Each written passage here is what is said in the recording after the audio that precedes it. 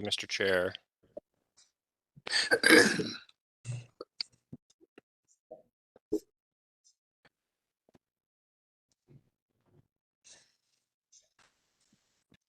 Okay, I'd like to welcome, I'm ready now, Ben, are we on? We are ready whenever. Great. I'd like to welcome everyone to our Board of Regents meeting. I'd like to call the meeting to order and ask Secretary Buffkin to please take the roll. Thank you, Mr. Chairman. Chair Marty Guay, Present? Vice Chair Juanita James, Present. Regent Richard Balducci, Here. Regent Ira Bloom, Here. Regent Dell Cummings, Present. Regent Sophia Jappanen, Present. Regent Richard Porth, Present. Regent Ari Santiago, Present. Regent Don Williams, Here. Regent Elise Wright, Here.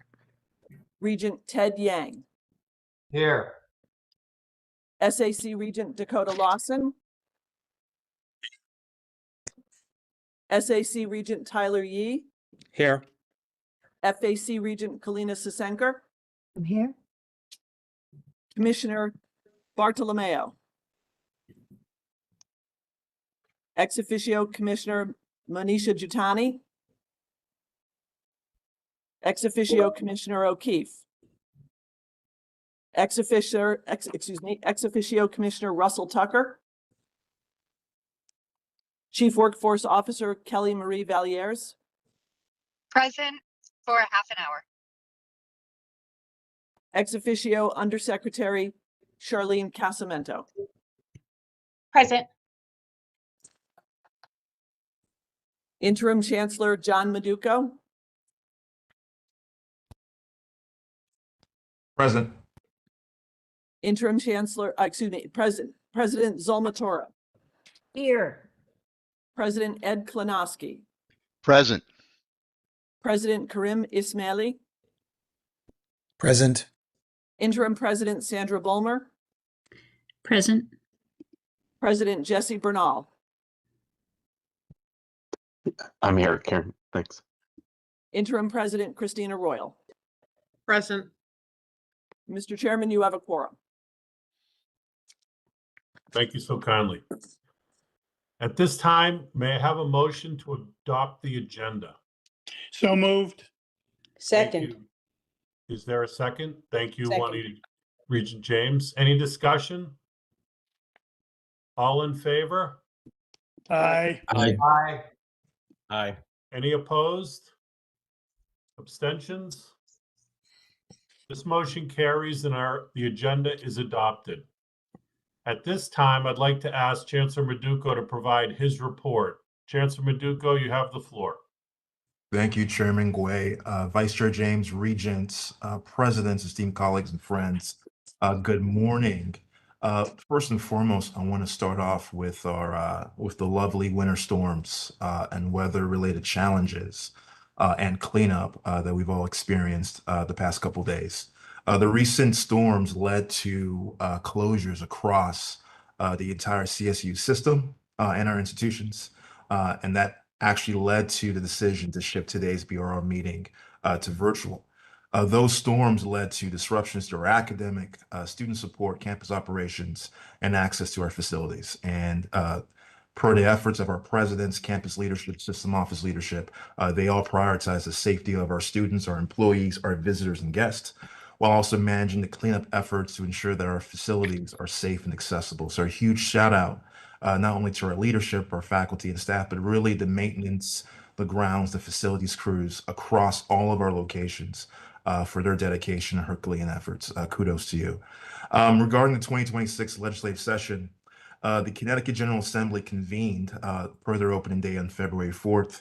It was good to see our Regent Balducci and Student Regent Tyler Yee during the opening session. This short session runs through May 6th. And this session is considered a budget adjustment year. So our focus as a system is really to build upon the efforts to rebuild our credibility, our fiscal discipline ahead of the FY27 biennium. And really the overall goal for CSU is to make that compelling investment case aligned with not only Connecticut's workforce needs, but also the economic and community needs. Our legislative agenda, which we've shared system-wide through an announcement per my office, is really broken down in 4 pillars. Pillar 1 is capital and bonding. We have significant deferred maintenance needs across all of our locations and our institutions. And in partnership with the Bond Commission, the Governor's Office, and OPM, we continue to make the case in terms of the release of those funds so that our campuses could to attend to significant facility challenges. Next is student affordability, right? Affordability is one of our values as a system. We have to continue to push that matter to ensure that as a system, we remain the most accessible and affordable form of higher education in the state of Connecticut. Workforce alignment, workforce and economic development and needs and challenges continues to dominate the headlines as relates to the new normal that we are seeing across our state and our country. So we'll continue to push those efforts and be opportunistic during this short session to ensure that if there's an opening, that we can partner with members of the General Assembly and the Governor's Office for support there. And then lastly, fiscal stability and labor cost. Any potential wage increases, we will absolutely be seeking support from the state. This is all a part of an 18-month roadmap where we'll be building towards a significant legislative investment and funding ask during the biennial session next spring. Again, our roadmap will be inclusive of all of our internal stakeholders, labor leaders, faculty senate leaders, our institutional presidents in our regions, and also our partners in state government, both the legislative and executive branch. Last week was our Appropriations Committee hearing. Myself and our presidents and Mike Moriarty, CFO, Charter Oak State College, had the opportunity to go before the Appropriations Committee and speak to our submitted materials as it relates to our response to the governor's proposed budget and highlighting our needs and challenges and opportunities. It gave us the opportunity to reaffirm CSU's role as serving 100,000 learners annually across our 6 institutions. There was a strong unified approach, so kudos to our presidents. Later on that day, there was testimony both by students and faculty. I encourage everyone, if you have the opportunity, please watch the student testimony. We had student representation across all 6 institutions. And what you heard and what you witnessed were the trials and tribulations and ultimately the triumph on the part of our students. That reminds us that the work that we do, right, by our faculty, our staff, our institutions, means something, has an impact, and will continue to have an impact. And really kudos to our faculty and staff as well who submitted testimony to appropriations hearing. The governor's released budget for FY27.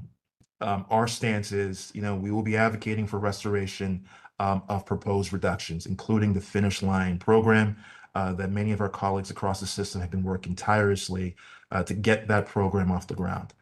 Special thanks to all 6 of our institutional CFOs, led by Mike Moriarty, who's been pitching in here to system office. We've been running them ragged in terms of just the responses, the questions, the figures, the assessment we've needed. They've worked great in partnership with Dr. Blanchard and his financial team here in the system office, and we could not have put together an appropriations packet of materials without their leadership and their support. Like I said, I encourage everyone system-wide, please take time to watch the student testimony and the testimony of our faculty and staff. We also met last week with the Higher Education Committee and their proposed bill, SB 8 CHESLA. Basically, in our support of the expansion of CHESLA's Supplemental Graduate Loan Authority. As you know, the big beautiful bill, HR 1, will have significant impacts to levels of financial aid and funding that's traditionally been available for students at all levels. In this case, it's speaking to graduate students.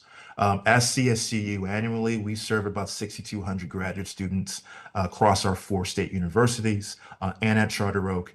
And the limits and caps and changes to criteria for graduate loans will have an impact overall to graduate students and a slight impact to our students. So we lent our testimony and support to that proposed bill. Next, I want to speak to the progress between Western Connecticut State University and Connecticut State Community College. Per the leadership of President Jesse Brunel and President Christina Royal, they have been in discussions with my office regarding developing a roadmap for a stronger K through 16 partnership in Danbury and really that surrounding western region of Connecticut. WestCon serves as our anchor institution in the western part of the state.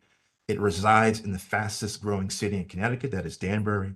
And CT State has had a decades plus presence in Midtown Danbury, only minutes from the Midtown campus. There's a clear opportunity to align better student supports, streamline academic pathways, transfer, deepen workforce partnerships, and strengthen operational coordination while preserving each of the institution's mission, accreditation, and most importantly, its identity within a potential shared location.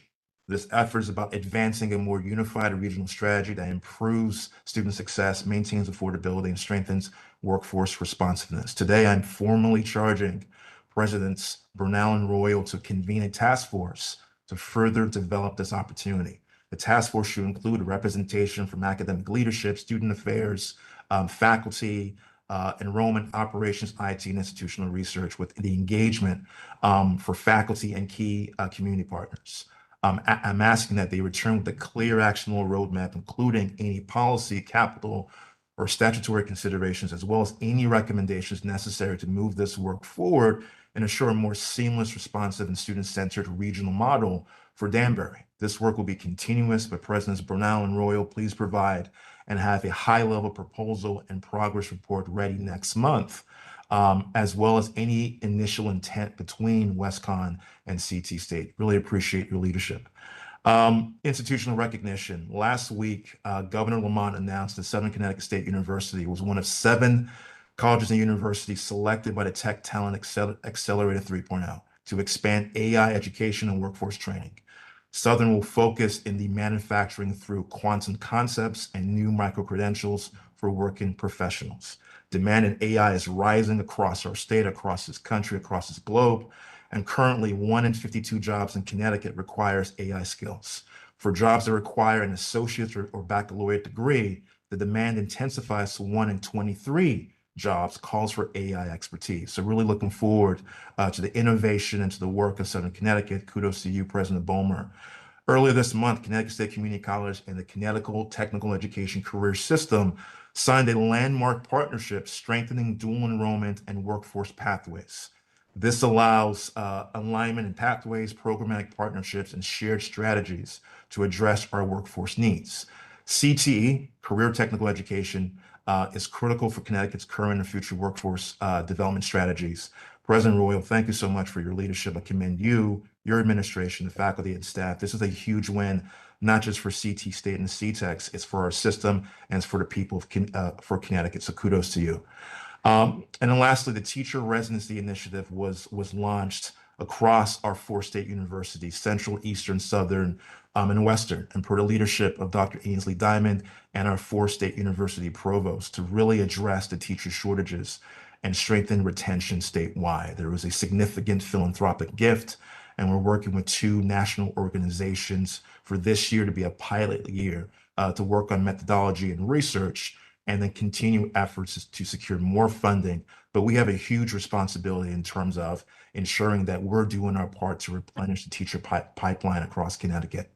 I want to speak to audit. Audit has been top of mind as a system as we continue to work on being better stewards of public funding, ensuring that we're compliant with board policy, state law, federal law. And I want to announce that within our Office of Compliance, we have officially reestablished a central internal audit function. Mr. Brian Green was appointed recently as our Director of Internal Audit. Brian comes with more than 15 years of leadership in internal audit, enterprise risk, and regulatory compliance across state, federal, and private sector environments. Brian is also teaching accounting at Eastern Connecticut State University as an adjunct, and he incorporates real-world audit and fraud investigation experience in the classroom. So welcome, Brian, to the CSCU universe. And the focus of the internal audit will focus on tracking the state auditors of public accounts APA audit findings, strengthening internal controls across the entire system and our institutions, improving efficiencies, ensuring that there is consistent statutory compliance.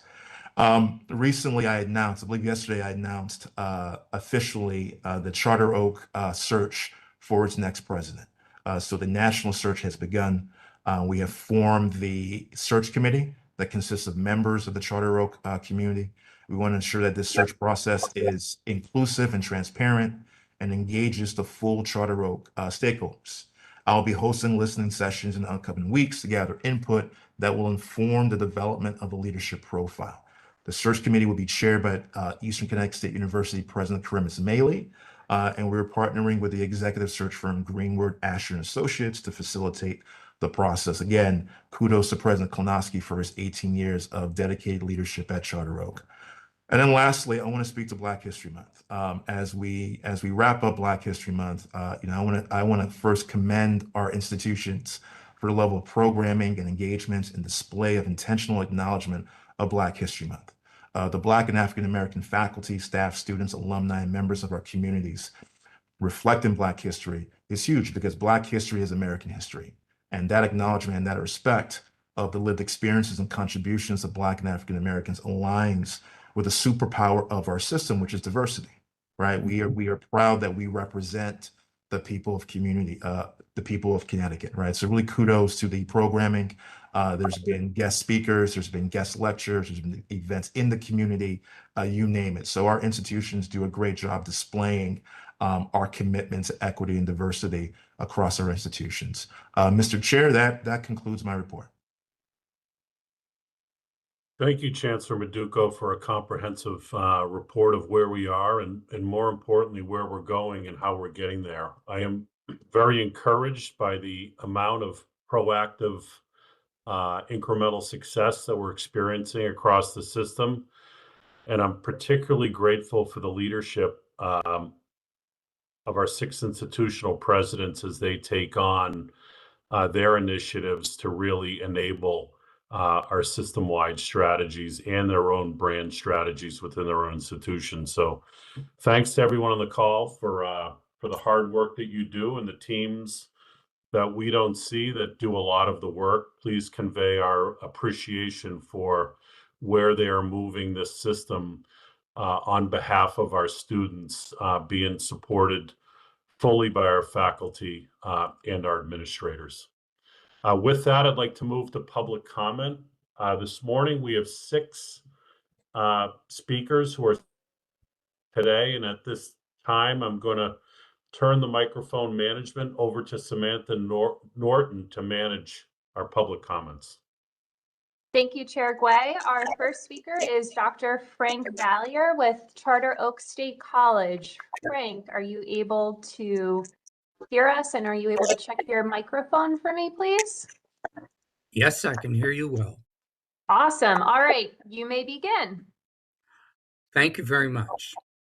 My name is Dr. Valier. I have devoted 15 years of my professional life to Charter Oak State College, not because it was the easiest path, but because I believe in what the institution stands for. It stands for access, opportunity, and transformative power of education for every student, no matter where they come from. Today, I'm here before you with a simple and individual request, but with the voice of a faculty that has given its heart to the college and only asks to be treated fairly in return. For over a decade, our teaching faculty has accepted compensation that lags far from the similar situated colleagues at Connecticut institutions. Year after year, we have shown up, we have innovated, we have served students from all 50 states and around the world, students who choose Charter Oak precisely because of the quality of our institution. And yet the numbers tell a story that is different to ignore. Our faculty has been undervalued for 10 to 12 years. That is not a gap. That is a chasm. And I stayed. My colleagues have stayed. We stayed because we love this work. Members of the board, love does not pay rent. Love does not sustain a career either. And it should not have to justify basic professional equity. The Connecticut Four Cs Union has put forward a principled request. Equity. A compensation floor of $4,000 per course, bringing Charter Oak faculty in line with their peers across the state. This is not a demand, an extraordinary demand. This is a request for the ordinary dignity of equal pay for equal work, which everyone in America understands. The college currently holds over $12 million in reserves. We are not asking to break the bank. We are asking for fairness. But I want to leave you with more than a grievance. I want to leave you with a vision. Charter Oak is at a defining crossroad. Our president is retiring. A nationwide search is underway. And this college, this small, tenacious, remarkable institution, can become something extraordinary, a national leader in integrating artificial intelligence into the workforce education for American citizens. But you cannot build a shining star on a foundation of undervalued people. The faculty who will drive this vision, who will create courses, mentor the students, and design that future, the same faculty asking for $4,000 per course today, equal to what other faculty across the state of Connecticut receive. Apologies, Dr. Vallier, if you're able to wrap it up, please, as we hit the 3-minute mark. I am asking the board with great sincerity and great hope to stand with us, support the $4,000 floor, signal to the world that Charter Oak values the people who make it great. Thank you. Thank you, Dr. Vallier. Our next speaker is Ashley McCollum with Charter Oak State College. Ashley, do you have your 3 minutes ready, and can you unmute yourself? Yes, I do. All right, you may begin. Good morning. My name is Professor Ashley McCollum, and I'm a faculty member at Charter Oak State College. As you know, Charter Oak serves working adults, and approximately 87% of our students are Connecticut residents.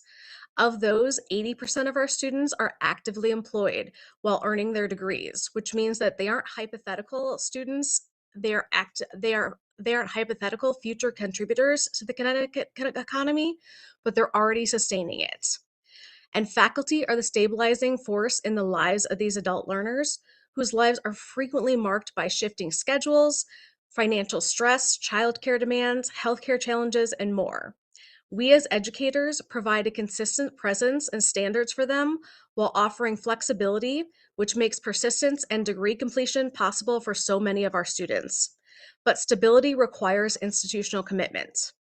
For 12 years, Charter Oak faculty went without a single raise, and because of this, Charter Oak compensation remains significantly below our peers within the CSCU system. This affects faculty recruitment, retention, morale, and ultimately instructional continuity for our students. And this inequity has been recognized when 49 members of the Connecticut General Assembly expressed their support addressing faculty compensation parity, both in a letter and later at a press conference held at the Capitol. At a recent Finance Committee meeting, we were shocked to learn that Charter Oak held in reserves well above the board's policy benchmark, and that a plan is currently before you all to allocate a portion of those reserves toward an AI initiative. While faculty at Charter Oak are certainly not opposed to those reserves and to innovation, it does concern us that the Reserve Action Plan focuses on new initiatives while longstanding compensation inequities remain unaddressed, and I wonder what message that sends about the institutional priorities. As my colleagues have brought up here before, faculty working conditions are student learning conditions. And if we want Charter Oak State College to continue as a consistent engine of workforce development for Connecticut, then compensation parity cannot remain peripheral to strategic planning. We're asking for clarity, alignment, and commitment that faculty compensation parity is a priority consistent with the college's mission and its public promises, and its role in Connecticut's workforce development. Charter Oak's success rests on its faculty, and we urge you to ensure that its decisions made here reflect that reality. Thank you. Thank you so much, Ashley. Our third speaker is Dr. Erica Butcher with Charter Oak State College. Dr. Butcher, are you able to unmute yourself for me and check your audio? Yes, can you hear me? We can hear you. All right. Do you have your 3 minutes ready? Yes. All right, you may begin. Hi, my name is Dr. Erica Butcher. I'm an adjunct faculty member at Charter Oak State College and a union delegate.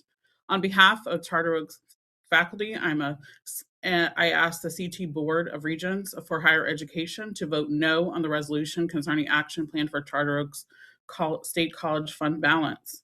We have made only marginal progress toward pay parity with other institutions in the 4Cs since unionizing. Each time we have come to the table to negotiate, we have been led to believe the university had limited funds to allocate to our raises. In the stalled negotiations for our second contract, we have faced resistance from the administration to the idea that we should collectively receive less for our raises than the amount you plan to spend on AI research, as proposed in the resolution before you today. The BOR's attorney, Jared Lucan, said our wage proposal, and I quote, was jaw-dropping. Yet the university boasts of its growth and success in the press and in meetings like this one. Today, the idea that you would be questioning what to do with an overage of reserve funds is a bit hard to stomach. It sends a blatant message that we, the faculty, the backbone of this institution, mean very little, and that our work isn't recognized or valued. I say all that to say, hoping that it's not the case, and that after you hear our testimonies today, you will vote against this resolution and propose another one that also allocates more funds for faculty raises. It is the decent and right thing to do. How can you value education and not value teachers? If you do an AI search, two things that appear at the top of the search results about Charter Oak State College are that the college is known for having among the lowest paid faculty in the US, and that the college is known for not giving faculty raises for 12 years. Why should we be the lowest paid individuals in this institution, and the lowest paid faculty among the 4Cs, and the lowest paid among those in similar institutions? Is that fair when today you are making decisions about what to do with excess funds that don't have a designated purpose? I urge you today to vote no on the resolution for the faculty of Charter Oak State College. Thank you. Thank you, Dr. Butcher. Our next speaker is Professor Christina Barman with Central Connecticut State University. Professor Barman, are you able to check your audio for me? Yes, can you hear me? We can hear you, we can see you. Do you have your 3 minutes ready? I do, thank you. All right, you may begin. All right. So in the past, we've come to talk to you for a whole bunch of reasons. We've come here. Sometimes it's to let you know that, some grand marketing scheme and plan to McDonaldize our campuses is ill-conceived and will have disastrous consequences. More recently, we've been coming here to ask you to stop stalling and to take negotiations seriously. We come here and we come to the bargaining table to tell you about the problems we face on campuses, problems that our students are facing, problems that we face. The contract negotiations are a way to come together and solve those problems. We haven't even talked about money at the negotiating table. We've talked about how to improve working conditions, which impact learning conditions. And the only benefits we've talked about are about how to get very basic benefits for our part-time faculty. Our workplace, our students, our campuses are defined by inequality. We tell you about faculty on Medicaid because they have no health insurance. We tell you about students sleeping in their cars. We tell you about faculty that you have awarded for their teaching having to teach from a hospital bed because they don't have paid sick days. You can no longer say that you don't know about these problems or that you want to solve these problems. It's increasingly clear that you don't care. We've talked about how to improve our institutions, and you all refuse to engage. You've hired a high-priced lawyer who is difficult to tell, but is either woefully unprepared, ignorant about higher education, or plays the part as a way to stall. And you all are hiding behind him, refusing to engage. It's time that you own up to not caring. Your refusal to engage at the bargaining table shows us more than anything you say that you're not actually serious about student success, innovation, or workforce development. Just as an example, we have one R2 and an aspiring R2, yet we cannot get contractual support for research. When you ignore the issues and the problems that we deal with, it broadcasts loud and clear that you don't care about faculty, you don't care about students, and you don't care about our institutions. You don't try to resolve problems. Instead, we think you actually celebrate it and build on it. The expensive lawyer has made clear that you want the flexibility to make more of us part-time without health insurance and without paid sick days. As a system, as institutions, we're about education, social mobility, access, affordability for our students. Yet for almost half of our faculty, those that are part-time, we've normalized poor pay, no job security, no sick leave, and the problems continue. Chancellor Maduco, Regents, this is on you. You can't hide behind high-priced lawyers. You will be defined by how you treat faculty and students. Thank you. Thank you, Professor Barman. Our next speaker is Kashana Hector Levy with Charter Oak State College. Kashana, are you able to check your audio for me, please? Good morning. Can you hear me? We can hear you. We can see you. Do you have your 3 minutes ready? Yes. All right, you may begin. Good morning, all. My name is Dr. Kashana Hector Levy, and I have served as an adjunct teaching faculty member at Charter Oak since 2022. I helped build the newly accredited Cancer Registry Management Certificate Program. It's the only program of its kind in Connecticut. I am here today because the commitment of Charter Oak's teaching faculty has been stretched to a breaking point. The college-owned financial data makes one fact unmistakably clear. The primary driver of Charter Oak's growing reserve since 2018 has been the long-term suppression of teaching faculty wages. Our compensation is near competitive to our other colleges, and it has not kept pace with the cost of living for more than 13 years. Each of you hold both the authority and responsibility to correct this long-term inequality. Allocating $1.4 million of reserves for salary adjustments is not only necessary, but is essential. These reserves were built in large part on the backs of underpaid faculty. Reinvesting funds in the people who sustain this institution is the only responsible choice. Charter Oak is the fastest growing public college in Connecticut, with enrollment up to 44% in just the past 2 years. 87% of our students live, work, and vote in the state. Retention is up 8.8%, and student satisfaction with instructions have remained above 90% for more than a decade. These outcomes did not happen by accident. They are the direct result of dedicated teaching faculty who show up for our students day after day, year after year, despite wages that fail to reflect our expertise, our time teaching, or the economic cost of living in Connecticut. Program stability, student success, and institutional growth all depend on faculty that is supported, respected, and fairly compensated. We deserve to be treated with dignity. Our students deserve instructors who are not forced to choose between their passion to teach in their classrooms and meeting their basic needs. Connecticut deserves a public college system that invests in the people who make it successfully possible. I urge you all to act now and do what is morally right and ethically necessary at this pivotal moment. Thank you for your time. Thank you, Kashana. Our next speaker is Dr. Ruth McDonald.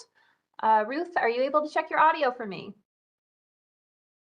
Friends, Romans, countrymen, lend me your ears. I have them. I see that. Great. Do you have your 3 minutes ready? You may begin. I'm Dr. Ruth McDonald, Union Delegate from Charter Oaks Faculty Chapter of the Four Cs. When last I was here, I delivered a letter from the General Assembly of the Legislature in support of our chapter. This time I come with a petition from our faculty, and at a press conference earlier this month, I called out Governor Lamont on these issues. I'm here to talk about managing the reserves and paying faculty to support student success. I'm also going to talk about legacies. Charter Oaks unrestricted reserves amount to $12.1 million. You probably know that by now, probably due to the college's explosive growth in the last 3 years. This number is jaw-dropping, and you can quote me on that, and more than enough, even in a prudent spending plan, to fund substantial faculty raises for the foreseeable future. That should be President Klonowski's legacy. Governor Malloy's legacy for us at Charter Oak was a single 3% raise in 2012. Governor Lamont's legacy for us has been a single raise of 6% in 2025, earned through extended collective bargaining. These are not numbers to be emulated. At every step of our union process, we've heard that Charter Oak is different, that parity with other unions in the state isn't possible, might even bankrupt the college. We've heard scenarios of haunting penury worthy of a Dickens novel if our proposals are accepted. And yet, the college is sitting on a bank account far in excess of what is warranted. Let me put in a good word for the other union at the college. Yes, they've had regular state raises, but they are working in conditions where it's hard to be successful because the work is explosively difficult. And they are working well beyond their job descriptions. It's time to reclassify them and to reward their hard work. And if AI can help the registrar, so be it. She surely could use it. The AI plan has not been extensively shared with the faculty. The board has a fiduciary responsibility of trust in you to revise the Charter Oak budget and share with all the hardworking faculty and staff who serve students at Charter Oak.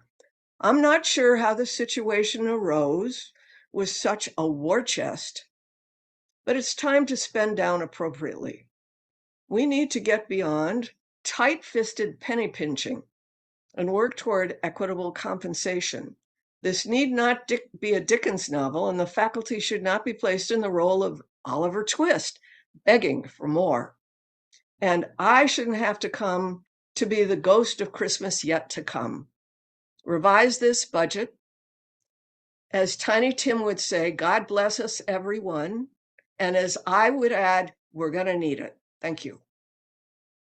Thank you, Dr. McDonald. Our last speaker was supposed to be Seth Freeman, president of the Four Cs, but I have not seen him join the WebEx yet. And so we will check with him to see if he wants to submit written testimony. With that, Chair Guay, I think public comment has concluded. Thank you, Samantha, and thanks to our speakers for certainly an interesting public comment. Some of it was very helpful. Our next agenda item is the approval of the minutes from our January meeting. May I have a motion to approve the minutes of the January 22nd regular BOR meeting? So moved. Is there a second? Second. Are there any changes, amendments, any discussion? All in favor? Aye. Aye.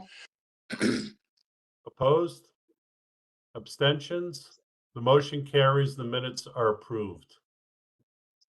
Next, we have the approval of the consent agenda. There are 10 items before us this morning.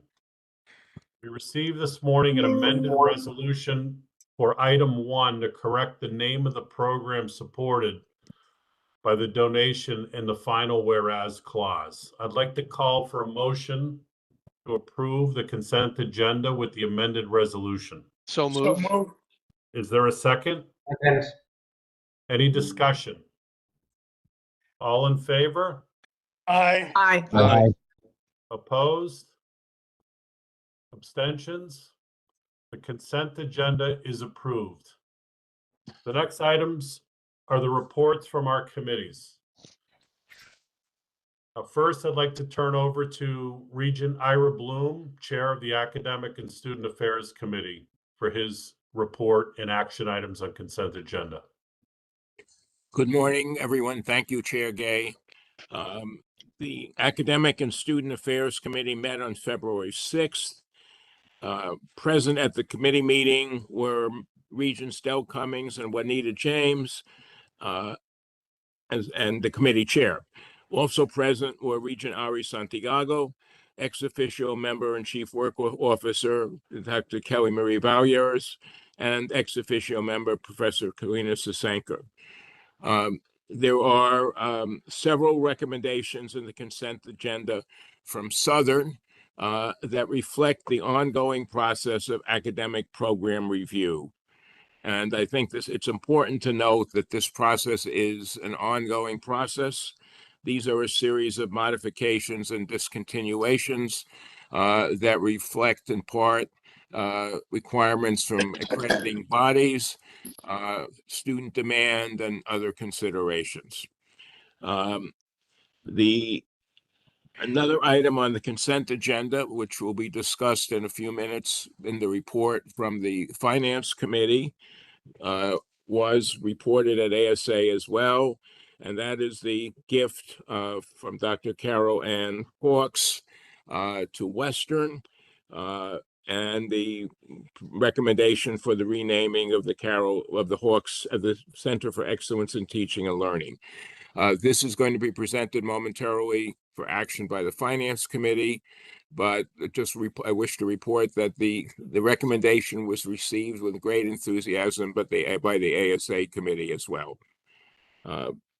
Chair Gay, that concludes my report. Thank you very much. Thank you, Regent Bloom, for a very concise report. Our audit committee, I understand there's no report this month, Regent Williams. Can I confirm that? That is correct. Thank you so kindly. Our Finance and Infrastructure Committee report will be delivered by Vice Chair Ari Santiago. Ari, I understand you'll be providing the report this morning, and in addition to the 2 items on the consent agenda, you have an additional item for us. I do. Before I get started, Marty, I want to ask Chair Balducci, he wanted to just share a thing before we get into the details. So, Rich, I'll hand it to you first and take the mic back when you're ready. Appreciate that, Ari. Appreciate that. Thank you, Mr. Chairman.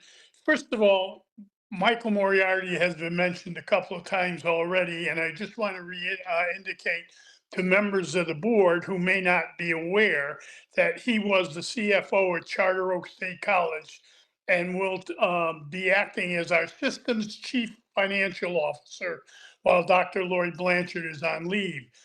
He's been with Charter Oak for 9 years, and after leaving a leadership position at Deloitte.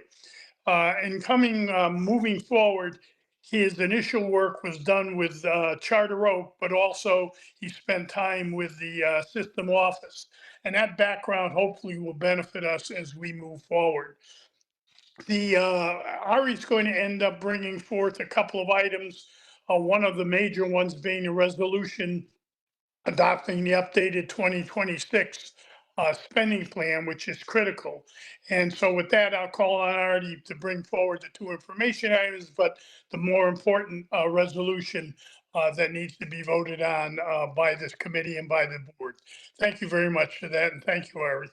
Thanks, Yeah, Chair Ari, Balducci. I just want to, and I appreciate your comments, Chair Balducci, but I just want to correct some of the comments.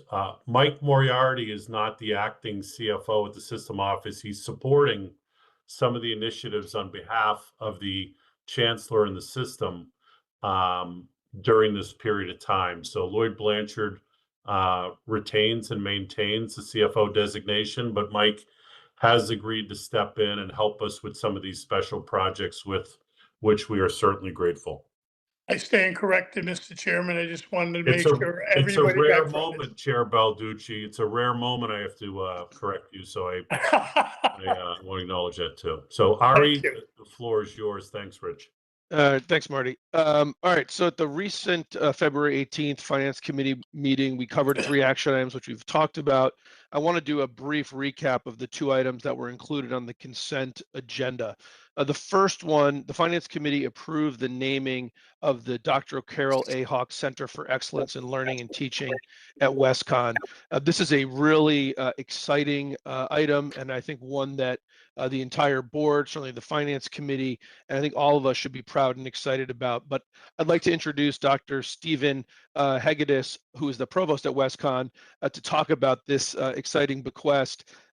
President Bernal wanted to do it, but unfortunately, he's got himself the flu here, and that's really impacting his ability to talk. So his inability to talk is only giving Dr. Hegedus the opportunity to talk, but should be in no way diminish President Bernal's excitement about this. I heard him speak about it both at the Finance Committee and at the Academic Affairs Committee, and I can assure you he is, I think, giddy, if I can use a word, about this bequest and what it means to WestConn in so many ways. So with that, Dr. Hegedus, can I give you the floor to talk about it?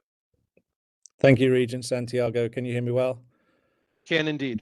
Thank you for the opportunity. And yes, I agree with everything you just said. President Bernal and I are equally giddy about this opportunity. The bequest of 3.3 million comes from someone who was much loved here at WestConn, was an academic and an administrator and a leader for many, many years. And so we want to be sure that we put this significant gift to good effect that can really accelerate and impact our students and the programs that we have. So we have allocated part of the gift to be endowed to support our Center of Excellence in Learning and Teaching, and to expand the work that we've assigned with them to really oversee the applied learning, experiential learning initiatives that we've begun to really hone in on this year, with the goal of every single program, undergrad and graduate program at WestConn, having some form of applied or experiential learning. Many of them already do. And so what we also surveyed was, where are some of the costs that our students face that may be preventing them from engaging in such important work outside of the classroom. And so this gift will go in part to support those various areas that are important to our students to engage in. These are listed or outlined in the supporting document. We believe very much in applying and experiential learning. And so this can range from the traditional form of internships and cooperative agreements that many of our clinical programs and education programs have. It can also cover field work and micro internships, sort of really focused project-based engagement with many of our regional employers. They too are also very excited about these opportunities that we can afford our students. Study abroad, which is a major passion of my own, that I really want to be sure that we can invest in those experiences for our students, many of whom have not been on a plane for the first time, and to engage in learning at a global level, as well as many of our community-based placements, our internships, civic internships, community-based internships, as well as having experiences here on our campus. We have many offices that really value the work of students and can simultaneously offer this as an experience within their programs and beyond their programs. So a lot of the the work that we'll be engaging in is to look very carefully at how we can support that, and also support the faculty to be engaged in extending that work as well. Part of the gift will also go towards supporting particular faculty fellows as well, that the president will oversee, to really align with a lot of our work with pathway initiatives and regional impact as well. And then part of the gift will be parked in a quasi-endowment, so that we will be looking to the future as new initiatives and support is needed. So this is really starting with something that we value, that's mission-centered, and looking to the future as well to extend those opportunities.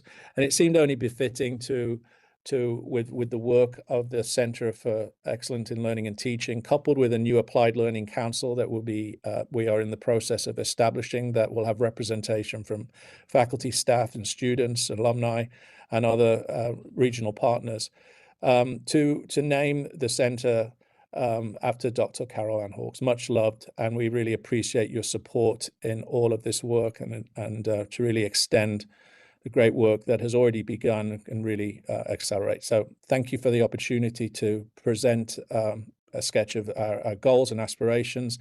Another important part that I'll just end on is that a lot of this work often is really valued, but we want to be close. We want to take a real close look at the learning objectives in each of these experiential learnings, make sure that we are meeting those learning objectives. And so it also feeds into our overarching assessment plans as it relates to our accrediting agencies, and just doing a good job for our students overall. So that will also be some of the funds will help support that ongoing work as well.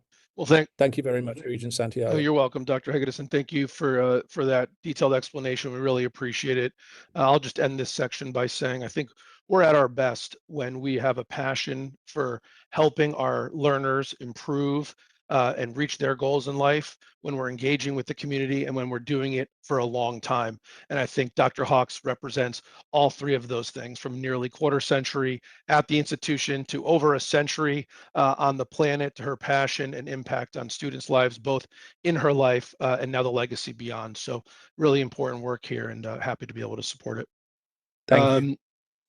On the second item on the consent agenda is the fund balance policy that we adopted last summer.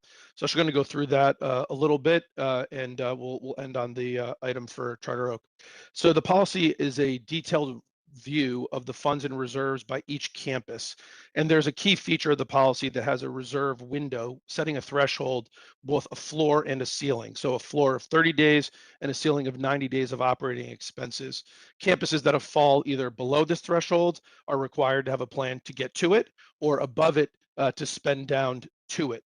And so based on this year's calculation, Eastern and Western are identified as falling below that 30-day floor. Both campuses are working on and will present their action plan at the next Finance Committee meeting, aligned with our policy from last summer. Charter Oak was identified as exceeding that threshold and presented a plan for the spend down at the last Finance Committee meeting. So that plan includes essentially two items. One is investing up to $2 million in research and development of AI space solution to strengthen academic and student support services. In addition, President Klonowski's planned retirement in June have them put forward a plan that's deferring the remainder of the reserve strategy to the incoming president. So let me get a little bit more specific on that. So in the committee, we discussed this AI investment and its alignment to the reserve fund balance policy and sound financial practice. So there are about approximately 12 million of reserves at Charter Oak, of which about 8.5 million must be drawn down to align with policy targets. The Finance Committee approved the use of up to $2 million for a multi-phase AI engagement. In practice, Charter Oak has competitively selected a vendor to work for up to 2 years to identify and implement 2 AI projects that will increase the efficiency and/or improve student outcomes, with a preference for solutions that can be replicated at other CSCU institutions. So the initial phase for this AI will begin this spring and focus on developing those options for Charter Oak leadership to select and implement. Given the timing and implementation, it's possible or even likely that the incoming president will have input on one or both of the projects selected, and then certainly will have oversight on the remaining reserve drawdown. We believe this action is appropriate. It advances urgent efficiency and student success priorities now, while preserving most reserve deployment decisions for new leadership, setting them and the institution up for success in the long term. And just as a final point, using one-time reserves to underwrite recurring expenses are not something the Finance Committee thinks is a financially sound approach, and so we don't recommend that.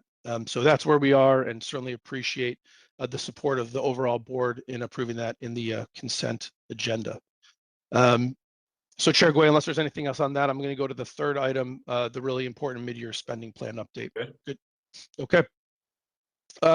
So let's talk about the mid-year spending plan update.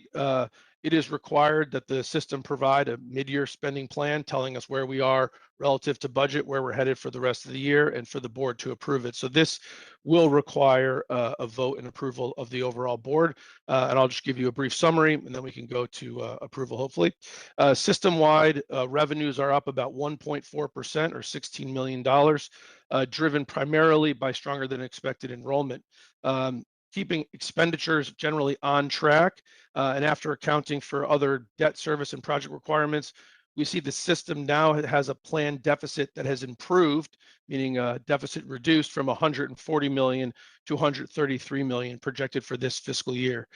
We still expect to operate at a loss, which is not surprising given the expiration of ARPA funding that supported operations previously. And while the consolidated picture for the entire system has improved, we are a system of 6 institutions, and not all institutions are in the same financial perspective. And so the Finance Committee did hear from each campus CFO and president who presented their mid-year update compared to the original approved spending plan. Several of our campuses continue to face structural deficits that, if not addressed, will grow over time.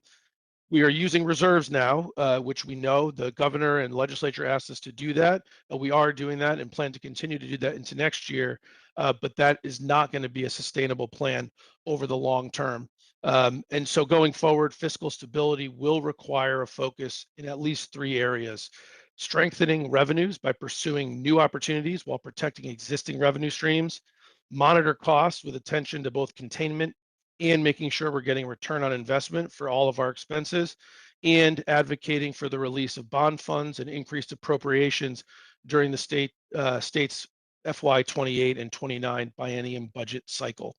So with that as a broad overview, I'd like to move for approval of the resolution, and obviously answer any questions if there are any ahead of the vote. So I'll turn it back to you, Chair Gway. Are you going to hold a vote from the? I'm ready to. Well, I'll hold the vote. Is there any questions or comments ahead of us going to the vote? All right. Well, then I move to approve the mid-year spending plan. Do I have a second? Mr. Second. Yep. Chair Santiago? Yes. You don't need a second. Ex officio Regent Casamento had her hand up. Oh, I'm sorry. I couldn't see that. Thank you. Charlene? I appreciate that. Thank you for the opportunity to speak. I just want to raise a couple of the concerns I raised in the Finance Committee meeting. So this mid-year is different than most of the mid-years that have come before it, in that it doesn't include the spring results. The spring results are known, and generally the reason why the mid-year is shared until the end of February is so those results can be incorporated. That creates a blind spot for the board in terms of where our institutions are. And that may be a favorable blind spot or an unfavorable blind spot.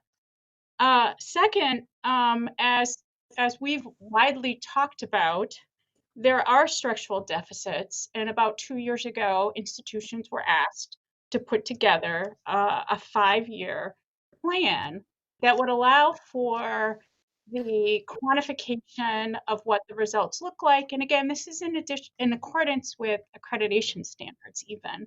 And that then institutions would be held responsible for developing plans that would address those. But again, I think part of coming to the table with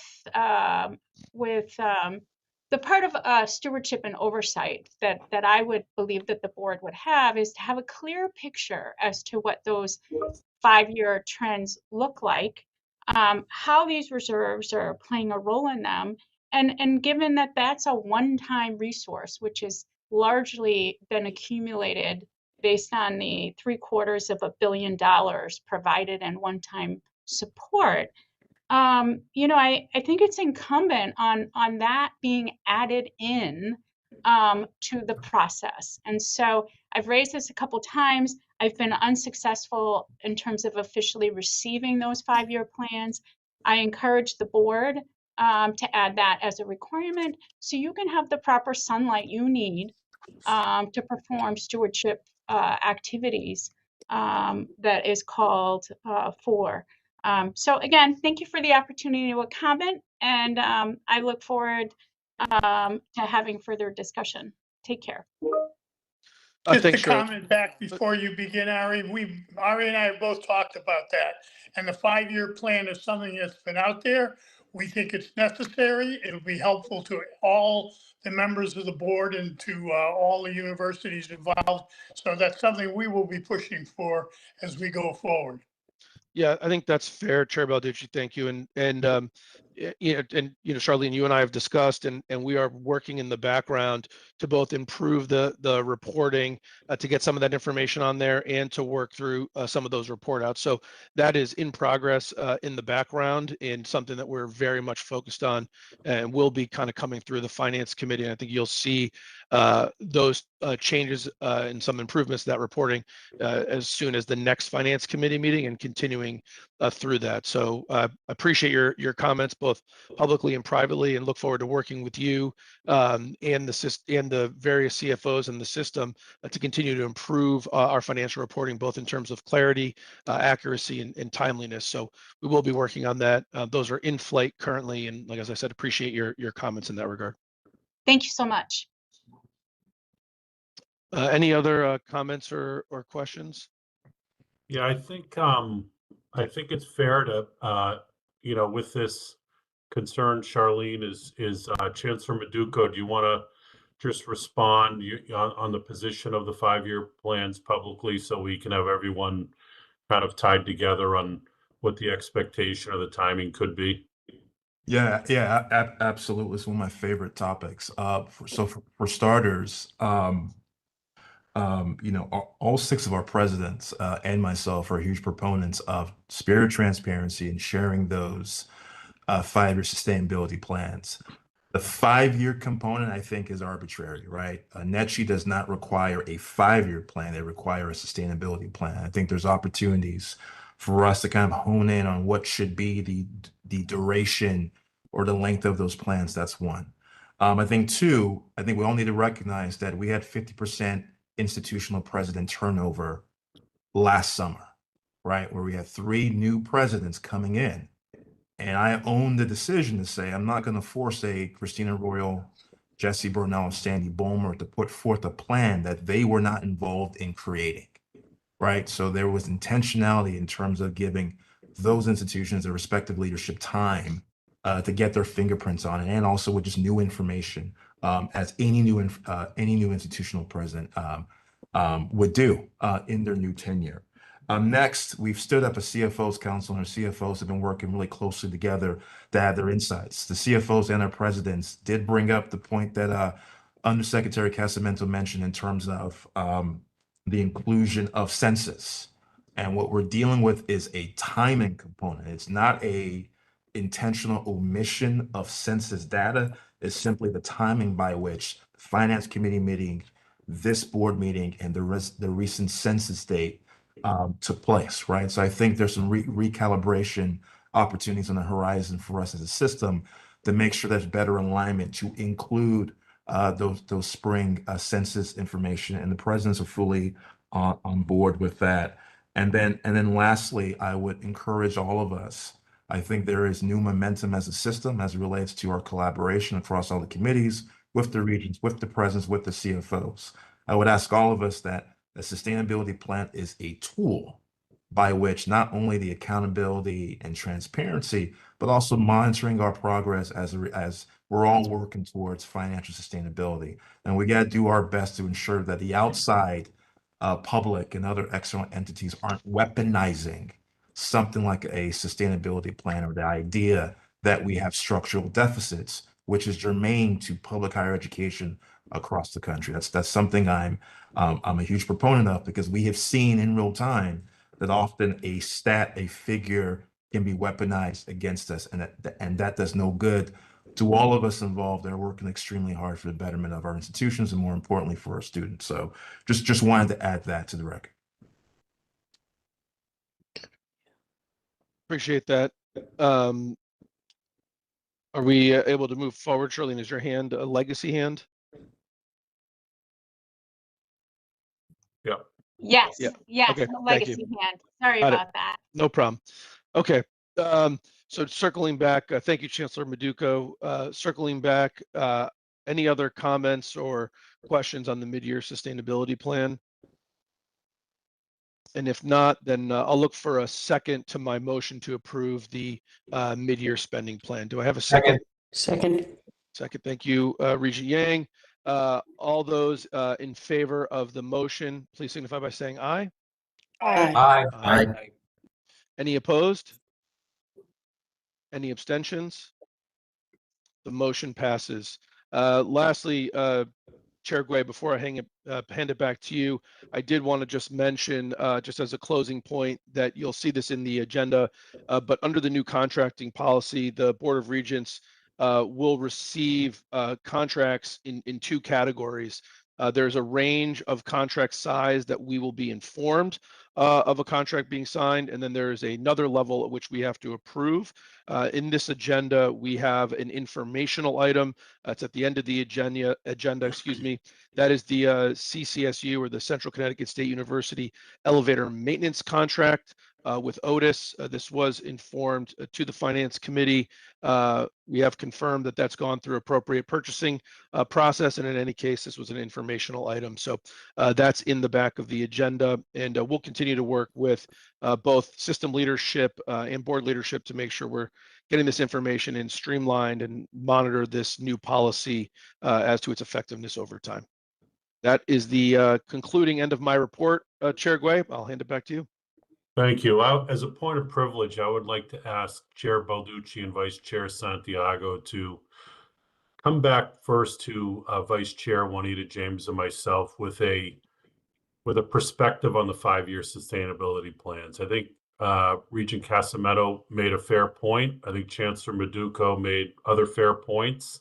The sustainability plans were asked by the board to get visibility into where the institutions were, where they were going, how they were going to get there. And I think it's still a fair ask as we help steward the system and we take on our fiduciary responsibility for the financial stability of the system. So I'd ask you, Ari and Rich, to get together. You can do it with your committee, or actually just come back and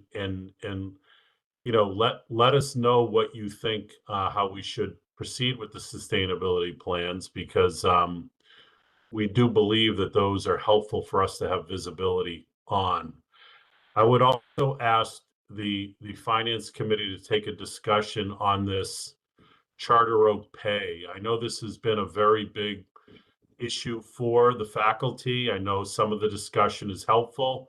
Some of the ad hominem comments received are not helpful. But I think we have to, as a group, have a perspective on this teaching model, this modality, and how we view it, and agree together how we should move forward on it. I would fully support the Finance Committee's recommendation that we should not be appropriating one-time reserves for ongoing structural needs. There has to be a different way of doing that also.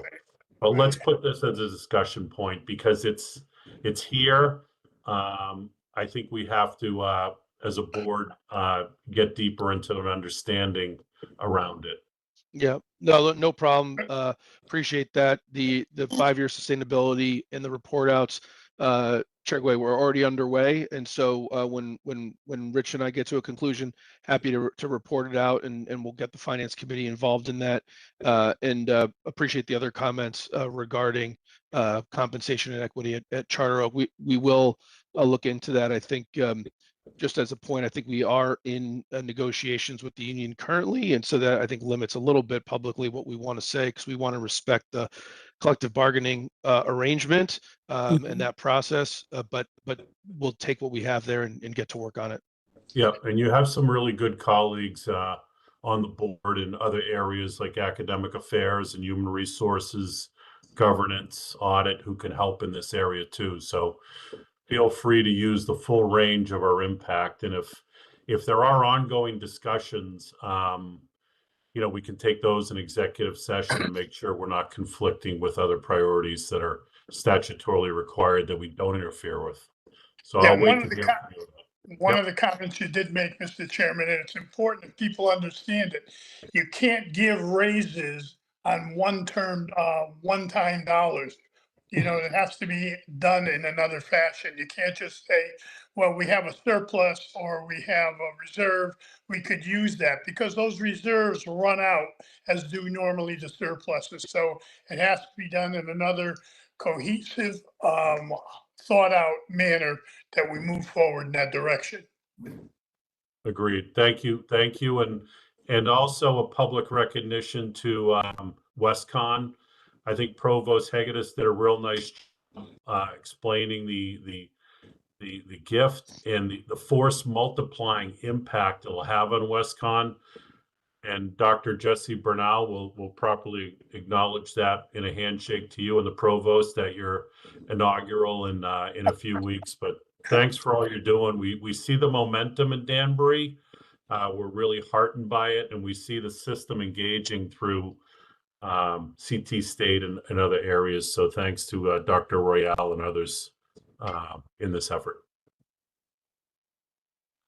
With that, our governance and nominations committee chair, Rick Porth, we have a report with no action items. That's right. Thank you, Marty. And good morning, everyone. We met on February 9th, and as Marty just explained, there are no action items for the board today, but we had a busy agenda and we continue to work on a number of different issues on behalf of the full board.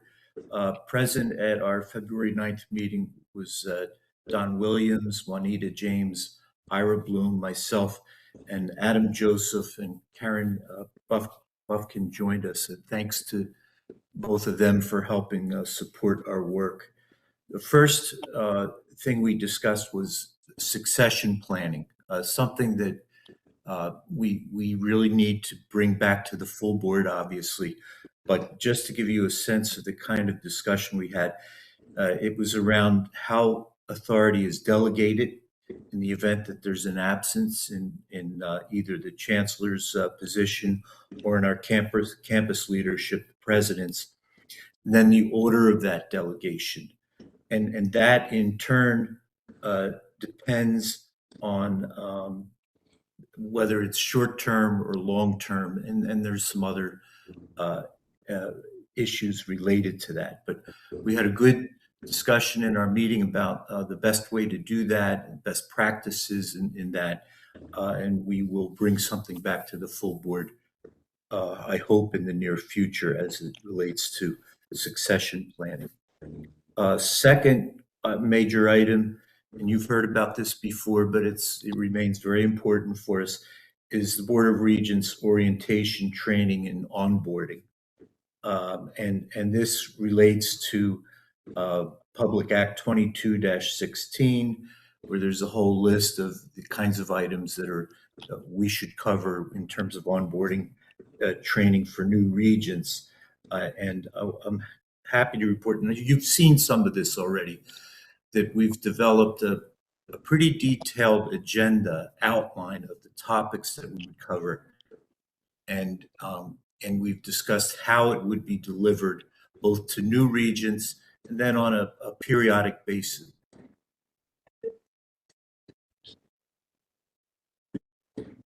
So that we're all, first of all, complying with state statute with regard to our training, but also knowledgeable about our jobs. And the types of topics covered in this onboarding and in the regular training for regents include, code of ethics, code of conduct, Connecticut general statutes, especially as it relates to our work, honoring shared governance, a governing board versus operating board responsibilities, and many other issues.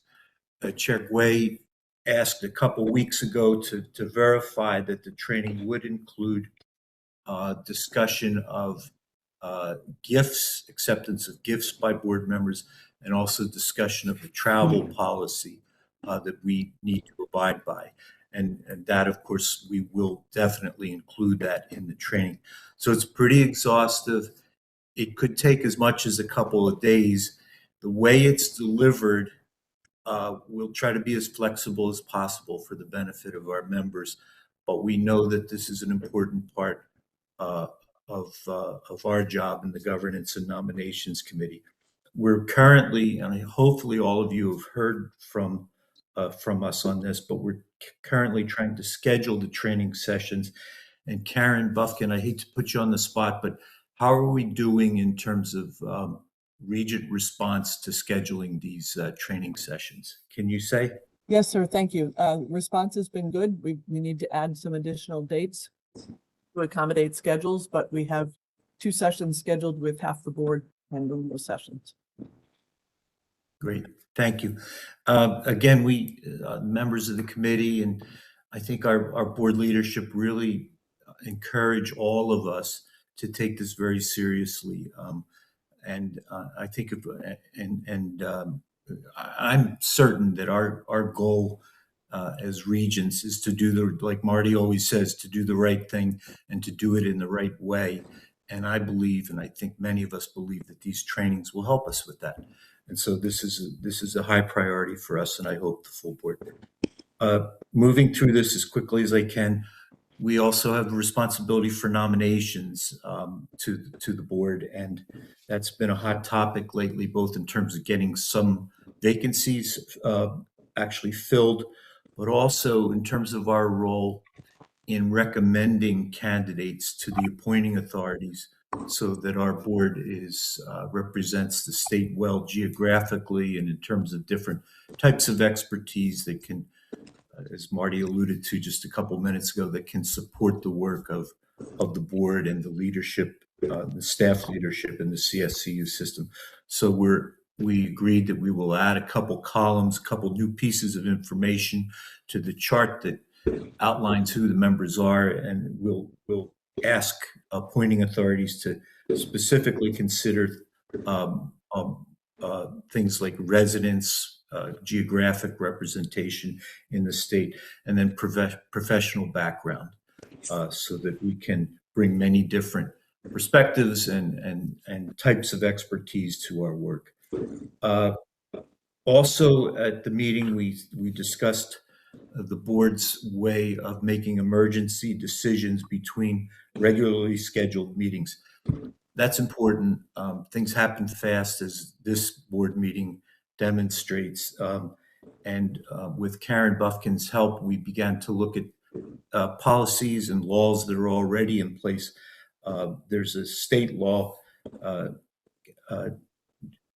General Statute 1-225 on emergency special meetings for public bodies like ourselves, which we need to look at more carefully and make sure that we, when it's necessary, implement it and do it appropriately. Also, we have an executive committee among our roster of committees for the Board of Regents, which is empowered. That's part of Article 3 in our bylaws, which could potentially be another way of making those decisions. I think I can say this on behalf of the members of the committee. that we want this to be done in the most transparent way. We want to make sure that at the end of the day that these decisions are made by as many of the board members as possible, and that no one feels left out in terms of the process we adopt going forward. So that's an issue that we hope to bring to the full board in the near future as well. And then finally, we will continue our work reviewing the charters of each of the committees of the board. And Mr. Chairman, that's my report. If any of the members of my committee have anything to add, I welcome that. Thank you, Chair Porth. Very nice job, and really appreciate your leadership on the Governance and Nominations Committee. You do a great job for us, and I appreciate the Governance and Nominations Committee putting together this orientation and training. To be a member of good standing on our Board of Regents, everybody, including myself, has to go through this training and orientation. So I'm expecting all of you to make sure you get into one of those sessions. And certainly expecting everyone to be there. The only one who's excused from the training will be Regent Elise Wright, because Elise will be stepping away from the BOR at the end of the academic year. Regent Casamento. Thank you. I've not received any materials related to the board training. So I don't know if ex officios.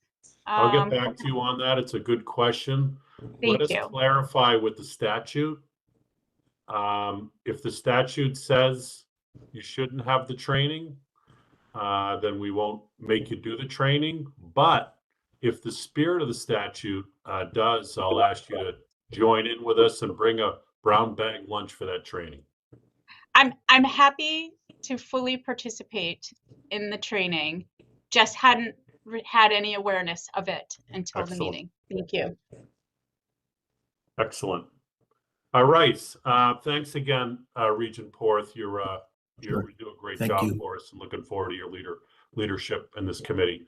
Our Human Resources and Administrative Committee Chair, Sophia Japnin. I understand there's no report. Yeah, no report. Thank you so kindly. Our Technology Committee, Regent Ted Yang is the chair. I understand there's no report. No report. Thank you, Regent Yang, so kindly. At this point and at this time, I'd like to open the floor to our institutional presidents to provide us with any updates that they see fit in this public session.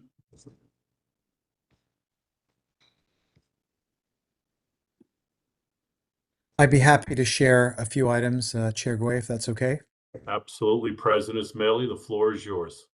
Thank you. I just wanted to share that on January 2nd, the Council of Public Liberal Arts Colleges, of which Easton is a proud member, participated in its first legislative breakfast on Capitol Hill with welcome remarks by Senator Amy Klobuchar of Minnesota and remarks by Congresswoman Andrea Salinas of Oregon. I just want to say that the highlight of that day, as much as that was incredible, was a presentation by our alum Grace Carlos, who now works on Capitol Hill. I also want to share that we recently hosted a very positive nursing accreditation site visit, and we await the formal report for our response. We've also been successful on with a number of our athletic teams. So I wanted to just share that we recently celebrated our women's field hockey and soccer teams. They won their Little East Conference championships, and we also won the women's swim championship earlier this month. And this Saturday, we're going to be welcoming the annual Eastern Connecticut Emergency Medical Services Council for an information session. The regional president, Joe Dineo, is an Eastern alum and has also been working closely with Professor of Criminology, Dr. William Lugo, to advance our new Emergency Services and Public Safety Career Pathways program. And finally, I just wanted to share that this past week, I had the good fortune of attending the retirement celebration of Jeff Brown, outgoing CEO of the Wadsworth Atheneum Museum of Art, who is also an Eastern alum and co-chair of the ECSU Foundation. Governor Lamont joined the celebration in honoring Jeff. That's all from me. Thank you so kindly for a nice update. We really appreciate the work going on at Eastern. And, you know, there's a lot of people that we stand in front of. So you can turn around and thank them when you get back off camera. We'd appreciate that. Will do. Anybody else? Chairman, President Toro has her hand up. Dr. Toro. Good morning, everyone. Thank you for the opportunity to share with you 4 important developments at Central. We are happy to report that for spring 2026, we saw an enrollment increase of 6.2%. We are very happy about that. In addition to that, we just recently received the renewal from the Carnegie Foundation for our elected classification or designation as a community engagement university, and that will be in place until 2032. That speaks to the commitment of our faculty and staff and students to lend their expertise and our resources to the solution of the most pressing issues of the communities we serve. In addition to that, Associate Professor of Linguistics, Dr. Helena Kolboska, has been selected for a Fulbright Award, and she's going to Ecuador to do research. And finally, we just concluded the agreement with the University of Puerto Rico Medical Campus, in which our students that are part of the Spanish certificate for healthcare professionals will be able to go to one of their hospitals or multiple of their hospitals in Puerto Rico as an immersion opportunity to learn more about the language, but also about the culture and how the healthcare system works in Puerto Rico versus how it works here. So our faculty and staff are doing great work on behalf of our students. Thank you. Thank you, Dr. Toro, and please congratulate all those called out on behalf of the Board of Regents. We appreciate the momentum at Central. It's impressive. Southern President, Dr. Sandy Bulmer, the floor is yours. Thank you so much, Chairman Guay. We're similarly really excited about the way our athletic teams are performing this year. We had an NE10 championship for our women's swim team, an NE10 championship for our men's and women's track team.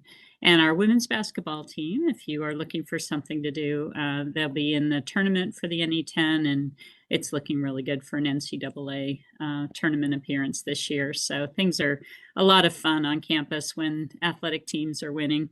The operations is really something, it's not really fun to talk about, but I just want to make sure everyone knows how hard the employees on this campus are working to improve operations, to, be sure that we're doing everything we need to be in compliance, and to complete some really mission critical searches that we need to be doing on the campus. That's taking a lot of time. We're excited. We had some great job fairs planned for this week that had to be postponed due to the snow, but we've been able to reschedule all of them for this Friday. So that's an exciting thing that's happening on campus. Also, we've been able to reschedule our Center for Quantum and Nanotechnology ribbon cutting and student showcase. That was supposed to take place on Monday with the governor here. It's been rescheduled to March 23rd. So you'll be receiving invitations, and we hope that you'll be able to join us if at all possible for that celebration. And the last thing, I just wanted to highlight that our partnership with Yale New Haven Health System has been so critical to the success of our nursing programs. And we've been in conversation with them about continuing that partnership, and we're just really proud. This year we'll be graduating about 200 nurses into practice, and that really is evidence of the power of these partnerships with employers and what they can accomplish. So I think those are some highlights. I've left out lots of great people that should have been highlighted here, but I'll stop there. Thanks. Thank you so much, and give our best and congratulations to the entire Southern team and to your student athletes who really difficult to be a student athlete. Wish them all the best. We're expecting nothing less than great performances, whatever the outcomes are. They represent us proud. Any other comments from institutional leaders?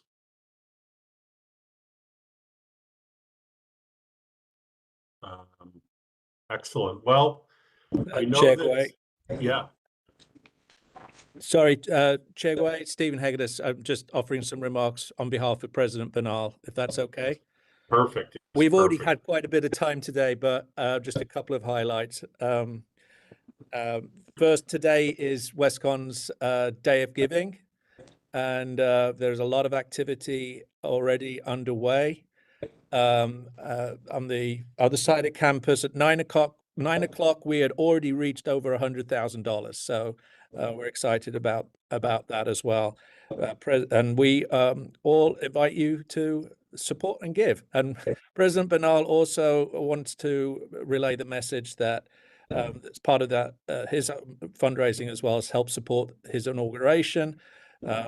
The inauguration will be on March 27th, and look forward to seeing you at that great event. It's been a long time coming at WestCon. So, and the last thing, a strategic plan has been endorsed by our Senate as well a couple of weeks ago. So we are now in a collaborative spirit, really engaged in pursuing that work, which we've shared with you in the past. Those are the three things we wanted to be relayed. Thank you very much. Provost Hegedus and Dr. Bernal, on behalf of the board, we were having very different discussions about WestCon a year ago. Yeah. And more, and you know, we're really heartened to see the momentum, the professionalism, the poise that you've brought to this moment. I'd also like to call out Dr. Toro for helping us in that bridge period. It was fundamentally difficult, but very important for us to get a real steady hand on that tiller and get the boat pointed in the right direction. But you're doing great things, and the good news is expectations are rising. So congratulations. We expect more, but you should thank your teams on behalf of the BOR. Juanita, I know I can see you smiling at me. You want to say something? No, we discuss the momentum that's happening throughout the system, and every one of these Board of Regents meetings is more insightful, more informative, more collaborative. Really appreciate the leadership of our chancellor and of all of our institutional presidents. And as we move forward, this is a very exciting and transformative time for our entire system, and very pleased to be part of it. And thank you all for the extraordinary efforts that go into the work that you're doing to improve really the experience and the outcomes for our students. Thank you. Well said, Vice Chair James. With that, we had that informational item on the Otis elevator on our agenda, which I think, Ari, you covered quite succinctly in your comments, so we don't have to talk about the informational item. Before we go to executive session, I'd like to ask, I know on December 12th, we had a BOR FAC meeting right after a BOR student advisory meeting, and I'd like to get the FAC meeting scheduled again. So I'm going to ask Professors Sasanker and Cunningham work with Regent Ira Bloom and Secretary Buffkin to find a date. I'm thinking April, because we don't have a lot of a formal BOR meeting. We typically don't, but I'd like to get that faculty advisory meeting on the agenda. The last meeting we had was quite collegial, very productive from the board's perspective. And I want to make sure that we have our second one, which we should be doing each year. So I'll move that over to all of you to follow up on, and I'll follow up with you on that.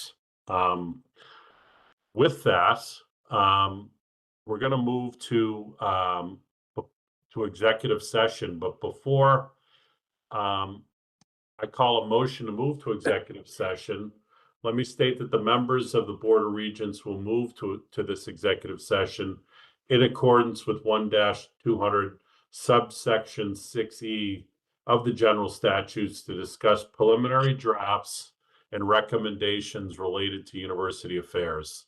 No votes will be taken in the executive session. The Board of Regents will reconvene today following the executive session for the sole purpose of adjournment.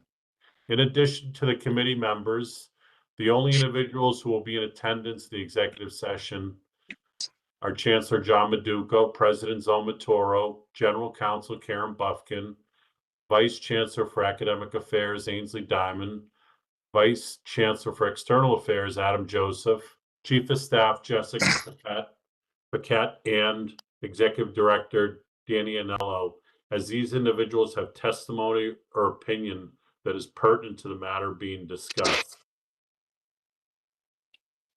Therefore, allow me to call for a motion to executive session for the purposes I've described above. So moved. Second.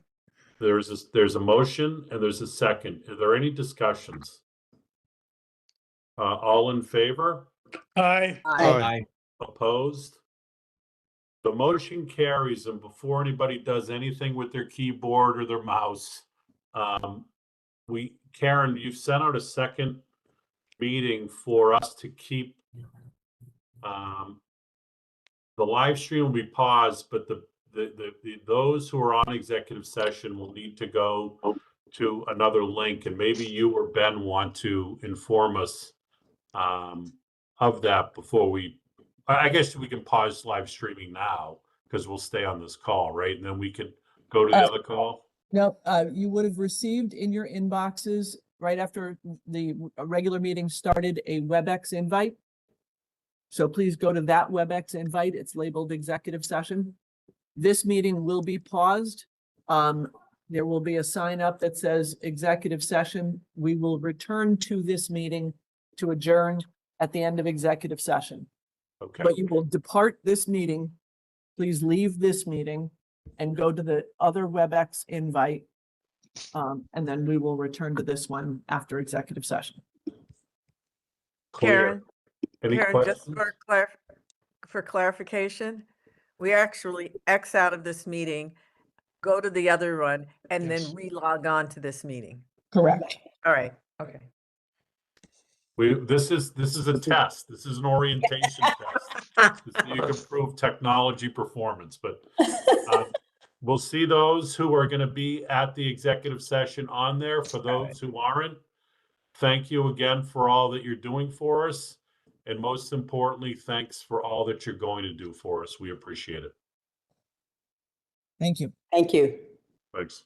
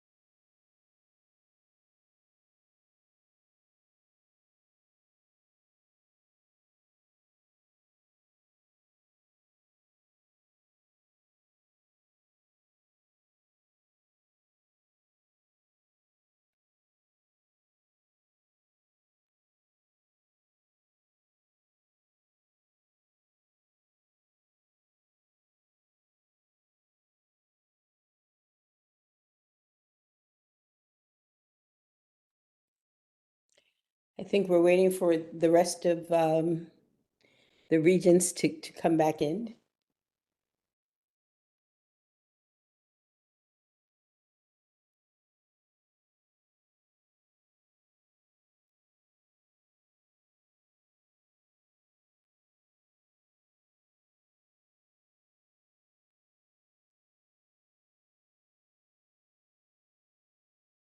Karen, I'm waiting for you to let me know when we have a quorum in terms of being able to,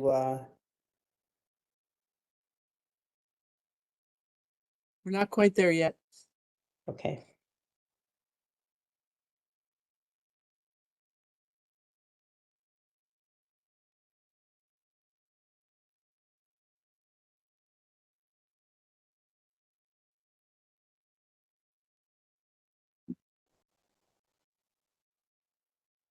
One more and you will have a quorum, Madam Chair. Okay.